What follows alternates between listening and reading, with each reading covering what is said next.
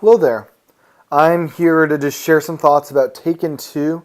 I got out of the theater about 2 hours ago, and it was a packed house. I saw it at 2 o'clock here in Hawaii. I went to the matinee here, and I was amazed just how full the theater was. It was a packed house. There were 4 or 5 seats open in the front row, but beyond that, people were having problems finding seats, all that kind of stuff. It was a big turnout. Anyways, the actual movie. Now, as many of you know, I'm a huge Liam Neeson fan. So I was rather excited for this one. Taken 1, the first Taken, it's called Taken, is a great film. It's a simple film, a focused film, a just fantastically done um, action thriller, or whatever you want to call it. The brilliance about Taken, the first one, is that you really get to see Liam Neeson, his character, go through and discover where to go next. It's a very much trying to find the end of this maze, this puzzle he's on, and that's part of the greatness of this. It's also part of the greatness of him beating down and killing so many people to give to his daughter and to and killing people that are doing terrible things in this world. So that's part of the thing. With Taken 2, a little bit different. We are now, it's basically immediately after the first Taken. It's very quickly after that. It's not exactly clear how soon after. A couple months is my guess as far as when we're taken into this world. And I'm going to try not to spoil it too much here. But so basically, the plot line is that the the fathers and grandfathers of the people Liam Neeson killed in the first movie are wanting revenge to take him down.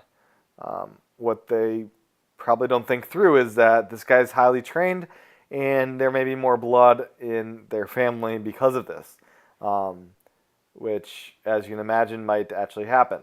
So Liam Neeson, goes to Istanbul on a business trip in his family and his wife or his ex-wife and his daughter. Meet them there as just a getaway from America to relax a little bit, and that's where it all goes down. That's where all three of them are involved in this.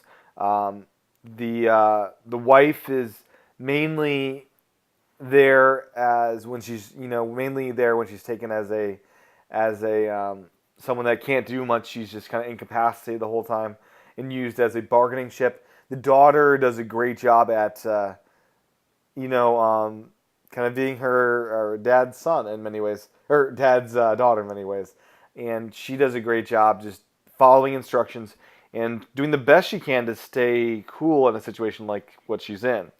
Um, but so overall, the movie itself, it's first off funny just because of the whole Liam Neeson. Liam Neeson he's a funny character to me. Even in the most serious of roles, he there are funny things as well on purpose. For me, it's exciting to see this family as a family for the opening of the film, and later on in the film, you get to see it kind of the family function happen.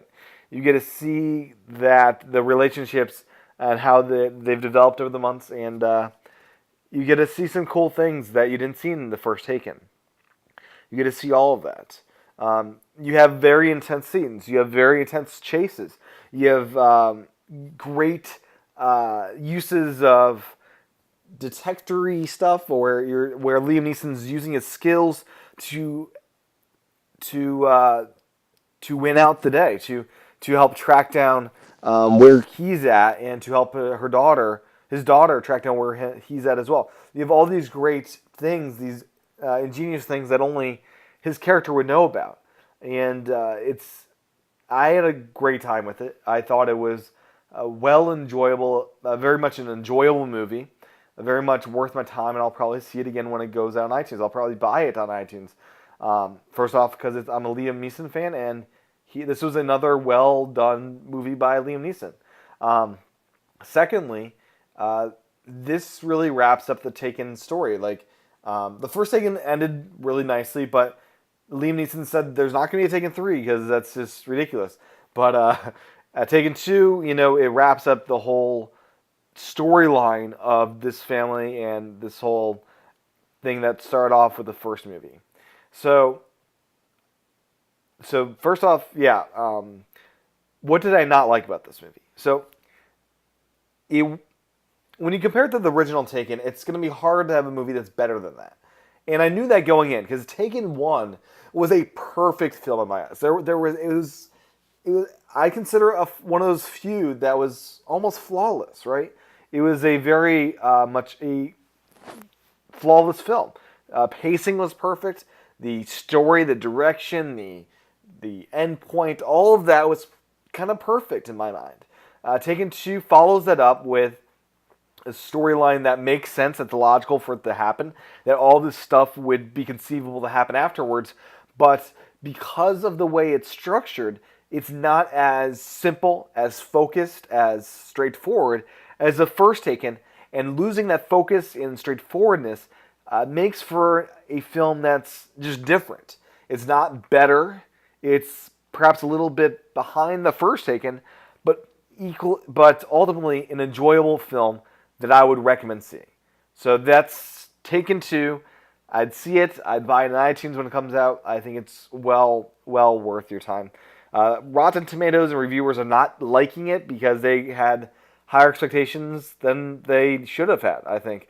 I went in having my expectations set right, that this would be a little bit below probably the first Taken, but ultimately an enjoyable film, because Taken 1 had high standards. This equally has some high standards. So that's Taken 2. Go see it. Thanks for watching this video review. I'll be back for more. Stay tuned and check out iWakePodcast.com and ApplePredictions.com for more of what I'm up to. Aloha.